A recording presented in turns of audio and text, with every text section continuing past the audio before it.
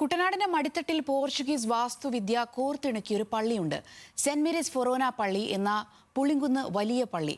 കായലിനോട് ചേർന്നുള്ള നൂറ്റാണ്ടുകളുടെ ചരിത്രം പേറുന്ന ആലപ്പുഴയിലെ തന്നെ ഏറ്റവും പ്രശസ്തമായ വിനോദസഞ്ചാര കേന്ദ്രങ്ങളിലൊന്നായ പള്ളിയുടെ വിശേഷങ്ങൾ കണ്ടുവരാം.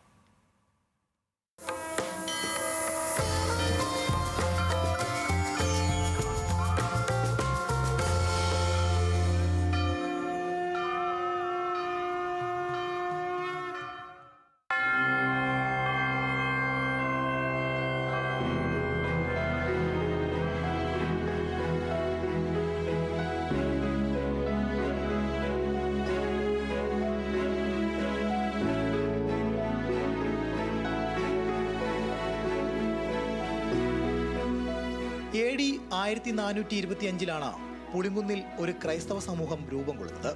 അതിന് പിന്നിൽ ഗ്രാമവാസികൾ തലമുറകളായി കൈമാറി വന്നൊരു കഥയുണ്ട്. ഇന്ന് കാണുന്ന പുളിങ്കുന്ന് വലിയ പള്ളി സ്ഥാപിതമായ കഥ.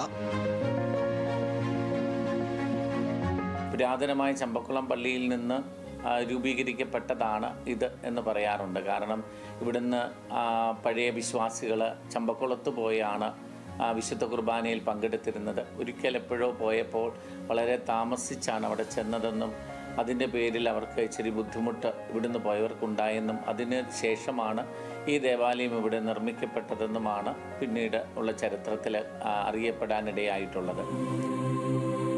AD 1557 ഗീവർഗീസ് തോപ്പിലച്ചൻ്റെ കാലത്ത് മാർ അബ്രഹാം മെത്രാനാണ് പുളിങ്കുന്ന് പള്ളിക്ക് അടിസ്ഥാനമിടുന്നത്. പിന്നീട് മാർ മാർക്കിൽ മത്തായി മെത്രാന്റെ കാലത്ത് പള്ളിയുടെ നിർമ്മാണം പൂർത്തിയായി. 1985 ഇന്ന് കാണുന്ന 8 വട്ടത്തോടു കൂടിയ പള്ളിയുടെ നിർമ്മാണം ആരംഭിച്ചത്. തൃശ്ശിനപ്പള്ളിയിൽ നിന്നുമാണ് പള്ളി നിർമ്മിക്കുന്നതിനുള്ള സ്കെച്ചും പ്ലാനും തയ്യാറാക്കിയത്. അന്നത്തെ പള്ളി നിർമ്മാണവുമായി ബന്ധപ്പെട്ട ചില കഥകളും വാമൊഴിയായി തലമുറ കൈമാറി വന്നിട്ടുണ്ട്. ഈ പള്ളി പണിയാൻ വേണ്ടി നല്ല പശയുള്ള കട്ട ചേടിക്കൊണ്ട് വന്നിട്ട് അത് കുമ്മായമായിട്ട് മിക്സ് ചെയ്ത് അന്നത്തെ ഒരു പശയ്ക്ക് വേണ്ടി വരാലിനെ പിടിച്ച് വലിയ ടാങ്കിനകത്തിട്ട് കുറേ ദിവസം കഴിയുമ്പോൾ ആ വരാലിങ്ങനെ ഓടി ഓടി ഓടി നല്ല കുഴമ്പ് പോലെ ആവും ആ വെള്ളം.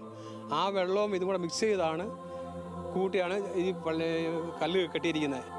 ദേവാലയത്തിന്റെ മനോഹരമായ മധുബഹ പോർച്ചുഗീസ് മിഷണറിമാർ ഇവിടെ കൊണ്ടുവന്ന് സ്ഥാപിച്ചതാണ്. 1946 ഇംഗ്ലണ്ടിൽ നിന്നാണ് പള്ളിമണി എത്തിച്ചത്.